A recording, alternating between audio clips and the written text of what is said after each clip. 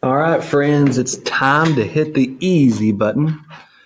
Difference of squares is, well, it's really easy to apply, especially if you know to use it. But here's the formula for it. It's a factoring technique that you can use on binomials. All right, this one only has two terms, and it will factor it into two. It factors it into two binomials, really. Depending on the circumstance, it might be linear, it might not be. Anyway, so what it tells you is that when you have two perfect squares, or something to the second power and something to the second power, and when you are subtracting them, you can rewrite it as, I guess, the square root of the first thing and the square root of the second thing, where one's minus and one's plus, and you can write it in factored form like that. So it's really easy to apply. So I'm going to show you for this x squared minus 9. If we wanted to factor that, all right, you have to think of like what thing or what number times itself will give you x squared. Well, that's just going to be x and x. And then what times itself will give you 9? Well, that's going to be 3. 3. And then one will be plus, one will be minus. It doesn't matter which one you put where. Okay? So the x was like our a, and the b was like our 3. Okay? So if you were to multiply this out, x times x would give you x squared. X times negative 3 would give you negative 3x. And then positive 3 times x would give you positive 3x. And then 3 times negative 3 would give you the negative 9. But then these two will just cancel with each other because one's positive, one's negative. So that's why this works. Okay? So it's like you have to think of the square root of these pieces is what you're doing. So for x squared minus 36, okay, x and an x, and then square root of 36 is a 6.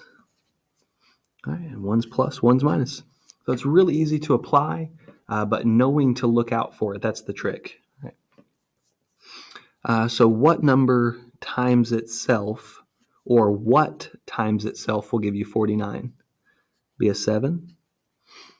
And then what times itself will give you 4x squared? Well, 2 times 2 gives you the 4, and then x times the x will give you the x squared. Hopefully you see how this works out. 2x times 2x gives you the 4x squared. 7 times 7 gives you the 49.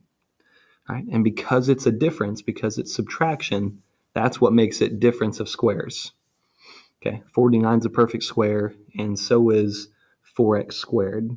Like, if you wanted to be all weird about it, you could rewrite this. You could rewrite it as 2x squared, 2x squared, and 7 squared. If you wanted to be weird, that's how you can think of this. Oh yeah, one's plus, one's minus. Okay. Oh, can't do anything about this. 32 is not a perfect square. 50 is not a perfect square. I guess we'll just end the video. Wait a second. You can factor out a GCF. They have 2 will go into both of them. So I'm going to divide them by 2, and that's going to become a 16x squared, and the 50 is going to become a 25. All right, now this part is going to factor using difference of squares. All right, what times itself will give you 16x squared? Or what's the square root of this? Well, that's 4x. And then, of course, 5 times 5 is the 25. One's plus, one's minus. Not so bad. Not so bad at all. So you got to remember, check for that GCF. You always got to keep that in your back pocket. It does make your life easier. Now, 64 and 121, they don't have a greatest common factor. But it will factor using difference of squares. So the square root of this piece, square root of 64 is 8. and then x times x is x squared. And then the square root of 121 is 11. One's plus, one's minus. And that's it. I'll show you some more in the next video.